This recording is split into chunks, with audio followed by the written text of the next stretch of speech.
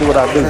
Culture, and they've been here the same amount of time as y'all been in the Caribbean. Like, no disrespect to that lady that I met last night, but I'm so tired of hearing the same, oh, y'all don't have any culture, y'all don't know where y'all come from. First of all, you don't know where you come from because you got here to the Hispaniola Islands or whatever islands that you came from, then your family and your ancestors got there 400 years ago. You know when my family got here 400 years ago? My grandmother was born on a plantation, my great-grandmother was born on a plantation, my great-great-grandmother was born on a plantation, my great-great-great-grandmother was Shout out to Top G. born on the plantation. So I'm tired of having to explain to y'all that y'all got here at the same time as us. So when y'all say that y'all built your own culture, Black Americans built their own culture in America the same way that you did. You just got dropped off on the island. You was a pit stop. You ain't no different from us. So stop saying that. And when people look at me and see how dark I am, they say, well, you just don't know where you come from. You're African. Yeah, you African too. But saying that you're from an island does not one up me. It's not the gotcha moment that you think it is. You actually sound stupid because you got here 400 years ago. I got here 400 years ago. And you know what wasn't a country 400 years ago? Nigeria. You got dropped off. You were a pit stop. We are all one. We are all the same. Stop acting like us Caribbeans and us Black Americans are different people. We are the same people. Stop acting like we don't have culture because y'all cultivated your own culture of music and the way you dress and the way you talk the same way that we did in the Americas. I can't stand seeing y'all saying that we don't have any culture when y'all running around my city dressed up as a fucking black cowboy. Family friendly. Family friendly. Let's be for real. Family friendly. Stop saying we don't have any culture when every state in America. Family. Somebody type family friendly in the chat room. We're gonna try to keep it PC. It's Sunday. Praise God. But keep listening. America has its own culture. Me personally, I feel proud that my ancestors was in the Carolinas in the way that they cook, the way that they dress. They was wearing suits, ties, cooking soul food. They was making something out of nothing, making something out of scraps that the master gave them, left down to them. I'm proud of that. I'm proud of go-go music. I'm proud of Black culture. Y'all be saying it sound like pots and pans. You actually sound ignorant because go-go music sounds like tribal music. So what is it that y'all really like? So y'all like regular, y'all put y'all respect on certain things and then you disrespect other Black cultures. Y'all be pissing me off. The way that we dress, the streetwear. The whole reason that we wear low-key gray outfits, black and white outfits in the DMV is because we want to stay low-key and stay away from the police. Everything stems from something. Y'all don't know it's like that.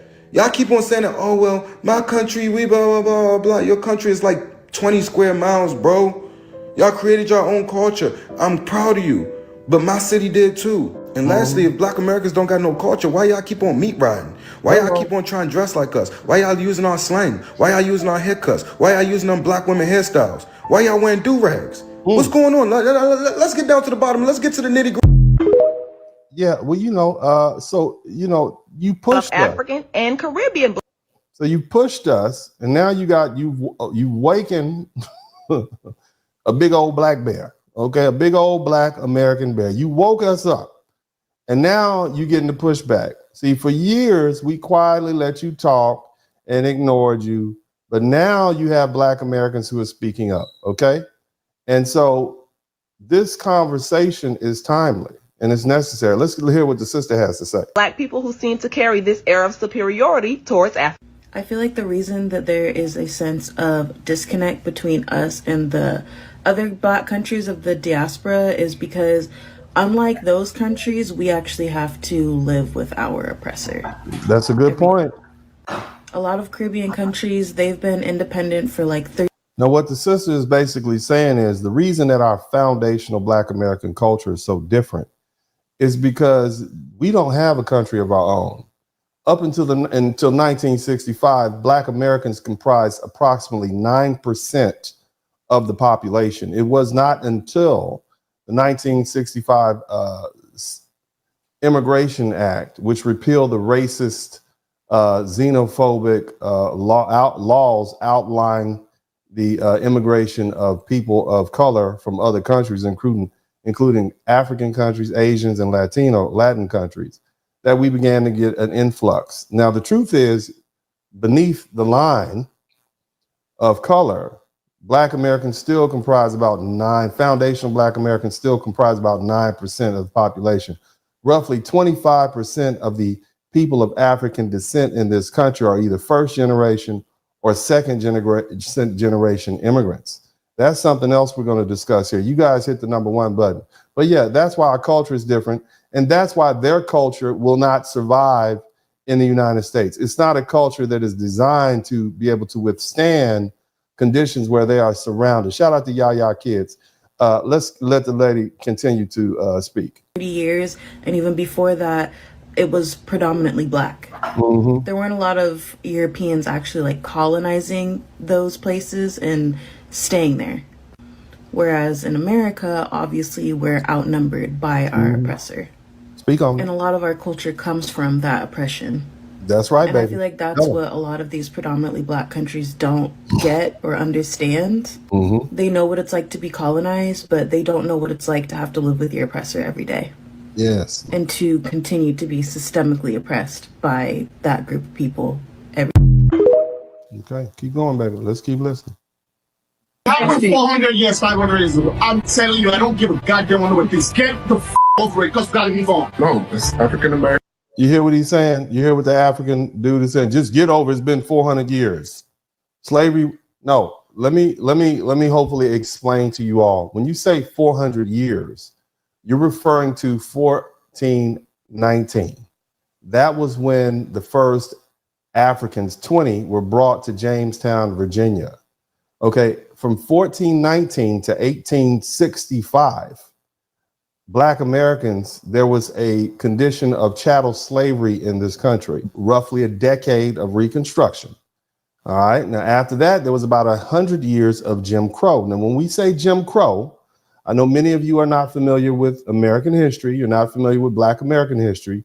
You just came over here when times got good, okay? So you didn't experience what we had to experience, or our people had to experience from 1865 to about 1965. Now, Uncle D was born in 1974, okay?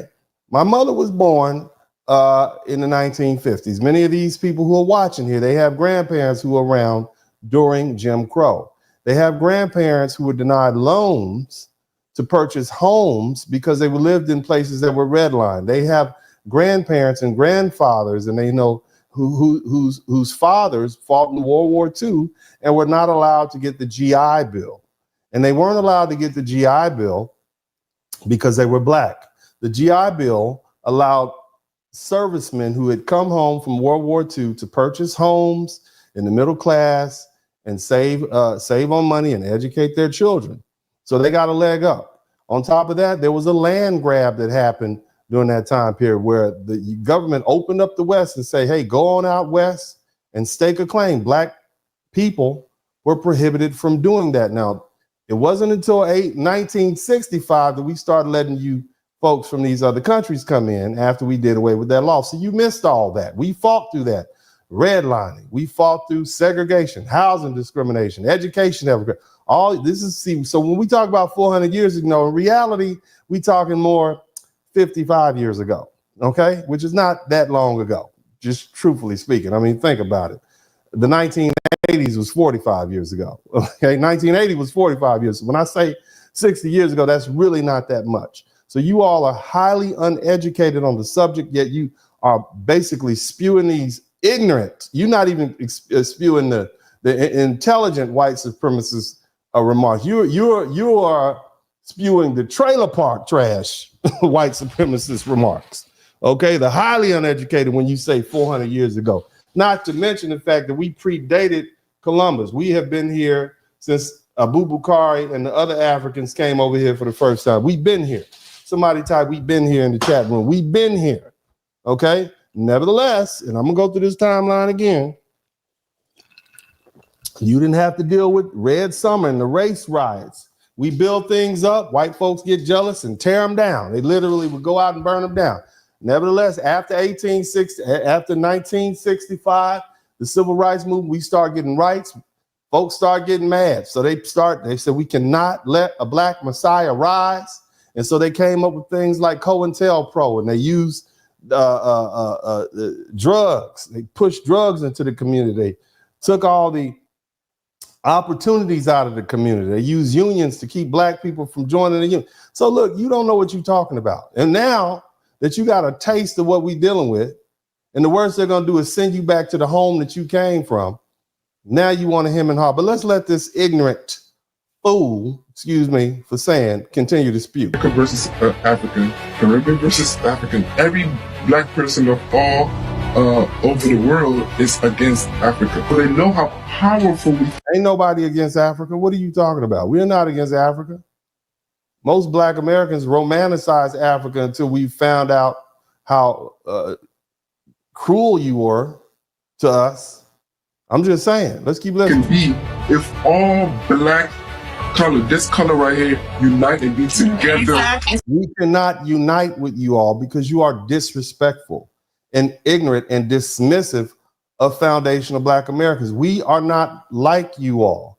The only thing we share is a similar ethnic background, and that's of multiple ethnic black backgrounds that we have. So cut it out.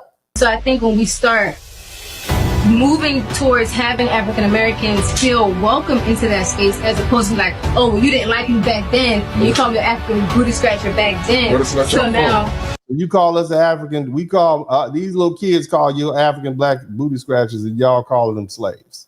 Which one is equal? You see? Let's keep it going. I don't like you, or so now you're lazy, or so now I'm better than you, or I'm here and you're there. Like, it doesn't help anybody. Like, you have no right to tell me, oh, because I was called African booty scratcher, I should quote unquote have to get over that. Well, and to me, it's kind of offensive, just because who are you to tell me how I'm supposed to feel? And see, here's another thing that Africans don't understand about black American culture. Name calling, jawning, capping, roasting, bagging. What's up, what's up, what's up? Welcome to the broadcast. This is Uncle D. People wash their ass in the tub, Kamala Harris. You would tune in to Uncle D. D's black man talk. Pull up, homie, take a seat. Don't be a shadow watcher every day. You learn something and you earn something. And let them know and drop some money in the plate. It's getting cold, ladies, talking ratchet. There's a king here, grab your coat, zip your jacket. Keep quiet for a second, close your jaw. Attorney Spurling, this ain't pearly, know the law.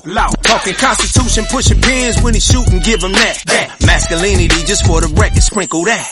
You can keep your cat, gotta cut it. Only cat he rubbing, gotta love it. I call it Holly Buddy. Gotta vote your interest, vote and earn. Presidential, this is for the money that I earn. When you gon' learn, my people, that evil mixed with evil. No matter what you're doing, baby, this ain't equal. Sometimes when you're special, you get hated. The test is for the best, you're damn right, my people made it. Uncle D, Blizzard King, you been served, gotta know this. Now black men out here know we winning, gotta hold it now. Uncle D, you been served, get your notice now. Black men out here know we winning, gotta hold it now. Uncle D, you been served, get your notice now. Black men out here know we winning, gotta hold it now. Uncle D, you been served, get your notice now. Black men out here know we winning, gotta hold it now. Hey man, I'll do what I do. Somebody need to whip your ass. Get up and whip him, Sweets. Hey, don't be putting the money in my hand all rough. Take your ass out here. You buy you a Flowbee and cut your own damn hair from now on.